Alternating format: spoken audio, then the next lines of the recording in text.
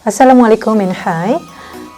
Do you know how to differentiate between analog and digital electronics? Can you list or describe any digital components? Today we will learn about digital components. I'm Nur Wahida Arshad, your instructor for digital electronics. This is the topic that we will cover in this video. Firstly, we will look at the analog versus digital. What is the difference between analog representation and digital representation? And then after that, we will look at the component in the digital system, whereas we have the several requirement or the important things that you should know in the digital system. Okay, this is the lesson outcome for this video. You should be able to distinguish between analog and digital system, and then students should be able to explain the digital electronic system components. Have you seen this before? If you want to know further about this component, stay tuned until at the end of this video. Okay, this is the analog representation. I believe that you have learned about the analog representation from the previous module, analog electronics. And as we can see here, this is the continuous waveform. The signal is continuous starting from the beginning until at the end of the signal. This is the graph for the temperature versus time. And then nowadays, communication tools, television, LCD, even our home gadget, most of them is using the digital system. What is the digital actually? Digital means digit. Okay. In general, the analog system is the continuous signal, and in the digital system, the signal or the information is in discrete form like this. Okay, so we have a discrete signal here. Actually, this is the same graph with the previous one, but the previous one is the representation in the analog. It is a continuous, but in this graph we can see the signal is sample for one time. For example, here we have a temperature for every hour. Within 1 hour, we have one sample of the data. So with this kind of the signal, we call it as a discrete signal. Alright. Okay, this is the example of the analog system. We can see here, we have the analog as a transducer to pick up our voice, since our voice is in analog form, and then the microphone will pick up our voice and then process by using a linear amplifier to amplify our voice so that we can hear a more clear version of our voice from this speaker. Okay. In digital system, it is consists of devices that manipulates values represented in the digital form. For example, here we have a CD player that accepts the digital information. Alright, because we want to amplify the information in the CD. Let's say we have a song in the CD, so we want to amplify. Before we amplify, we convert the digital signal by using the digital to analog converter, and then after that the signal will be input to the linear amplifier. So the data from the CD will be amplified, and we can hear more clear version of the data of the song in the CD. Okay. This one is the example of the handphone. In a handphone, we are using combination of the digital system and analog system, because in our real world, we are still working, our voice is in analog. So in the handphone, they will process the digital information and the analog information, so that both system of the analog system and digital system is needed for the handphone. Alright.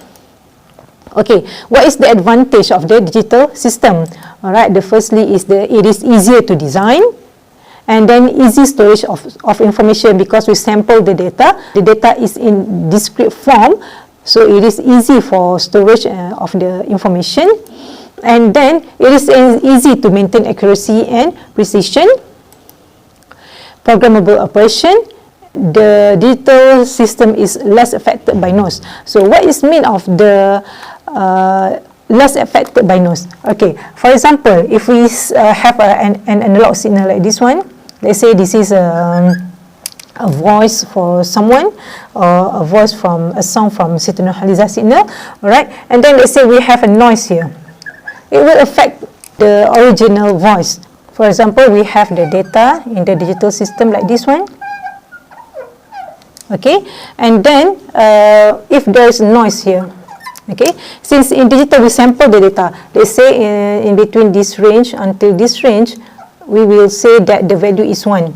Alright, so any signal in between that range, we will fix the value, so we can say that the value is equal with 1. So any noise between this value will not affect the original signal or original data that we want to listen.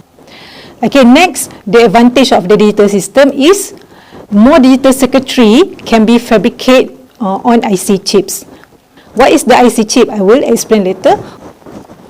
Okay, what is the disadvantages of digital system? Okay, in our real world, as I explained before this, our real world is in analog. Our voice in analog, and most of the natural quantities is in analog form. So to process the digital signal, it takes time. For example, in this system, we have the temperature monitoring system. Okay, the sensor, the temperature sensor will detect the sensor in analog form, and then after that the information will go through the analog to digital converter to convert the signal from analog to the digital, and then we will process the data in the digital processor. Okay, in this digital processor, it will process the data according to the system requirement, and then after that we will convert back the data in digital into analog form. So the process will continue to monitor the room temperature, and then it takes time to convert the data from the analog to digital and from digital into analog. Okay, if you want to know further about the comparison between analog and digital system, you can watch my video that I share in this class. Alright, and then this is the comparison between analog and the digital system. Okay, so you can see here is the example of the digital display, and here is the example of the analog display. Alright, in analog system there is noise and distortion problems. What is the noise and distortion problem? It's the same thing about the noise affected that I explained previously. Alright, and then in digital it can be very immune to the noise, and then the precision is limited to 3 or 4 digits in the analog system, but in the digital system we can handle as many digits as we can. If we want to display more digits, so we need the more display of the digital. And then in analog there's a storage capability limitation, but in the digital system we can store very big data. There's a mass data storage technique in the digital system, and in analog system it can be programmed but limited to variety and complexity, but in the digital system it is easy to program.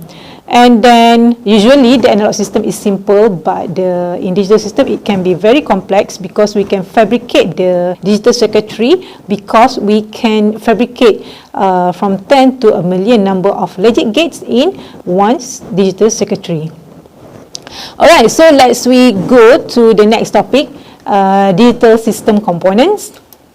Okay, in digital electronic, using circuit that have 2 states. Okay, as you can see here, we have on, it is indicate value 1, and or it is off, that indicate value 0. Okay, in digital system the voltage is represented by the binary number. In binary, a single number is called bit. Okay, binary digit, so we call it as bit. Either is a bit 0 or bit 1. Alright, so one more thing that you should know in the digital system is the logic level. Okay, actually the logic level is the binary number, either 0 or 1. Okay, most of the digital circuitry are using 3 volts input or 5 volt input. This is the example of the 5 volts. Alright, in what range that we can say the value is equal to 0, and in what range we can say the value equal to 1. Okay, for example here, if the value from 0 until 0.8, we can consider the value of the voltage is equal to binary 0 or bit 0. And if the value is from range 2 to 5 volt, we can consider the binary value is equal with 1. And we also have the range 0.8 and 2 volt is not used for security purpose. Alright. And then after that, this binary number we can represent in digital waveforms. All right. So we have two types of digital waveform. The first one here is the we call it as the PGT, from positive going transition. The signal is going up to the high level, so this type of the waveform we call it as positive going transition, PGT. Alright, and then the second type of the signal is the negative going transition, because from high value of the signal go to the low value of the signal, and this we call it as the NGT, or negative going transition. Okay, the combination of the digital waveform we call it as the timing diagram. Okay, and then this is the example of the continuous digital waveforms. The signal is repeated with the same period of time, and then this is the example of the non-periodic digital signal. Okay, this is the timing diagram. The timing diagram is used to show the relationship between the input signal and then the output signal. So we can know what is the function of the digital system by referring to the timing diagram of the system. Okay, all the function in the digital system will operate by using the logic function. Okay, the combination of all this logic function will become the combinational circuit. Okay, this is the three basic logic function. In the next chapter, you will learn more logic function that we have in the digital electronics. Okay, the first one is the AND logic. Okay, this is the symbol of the AND logic, or we call it as an AND gate. And then the operation of the AND logic is same with the multiplication in our standard mathematics. And then all the output will true when all the input is true. Next is OR logic. Okay, in the OR logic, the output will be true if one of the input is true. All right, and then this is the symbol of the OR logic, or we call it as the OR gate. And the next logic function is the NOT function. Okay, the NOT function will invert the value. Okay, this is the symbol of the NOT logic function, or we call it as the NOT gate. All right. Okay, this is the element that I showed at the earlier of this video. Alright, this is, we call it as the IC, integrated circuit. Okay, IC is a semiconductor based chip. Okay, as you can see, we have chip here. Okay, so the chip at the center of the IC, where the digital circuitry is placed on the IC, and then we have the pin. Okay, we have the input-output pins here, and then this input-output pin will take the input information, and the output will pass through the output pin. Okay, and all this one, all the input-output pin and the chip will be covered with the plastic cover, and normally the plastic is by using the black plastic box. Alright, so this is the IC. Okay, this kind of the IC we call it as the dual package IC, where this is the deep in type of the IC, or we call it as a DIP package. And the second one is this kind of the IC. Okay, this is the second type of the IC. It is a surface mounted IC. If we want to use, we just put it in the surface and we will solder on the surface. But for the DIP type, we will put it in the hole of the our circuitry, and then we will solder at the bottom part of the circuit. Alright, okay, so that's all for this chapter. Okay, as a conclusion, we can say that the analog representation is the continuous waveforms, and the digital represented is discrete values. And next, digital electronic deals with electrical circuit that process discrete signals. And finally, you already know that in digital system, it takes binary number as its input and output, and then it functions based on its logic operation.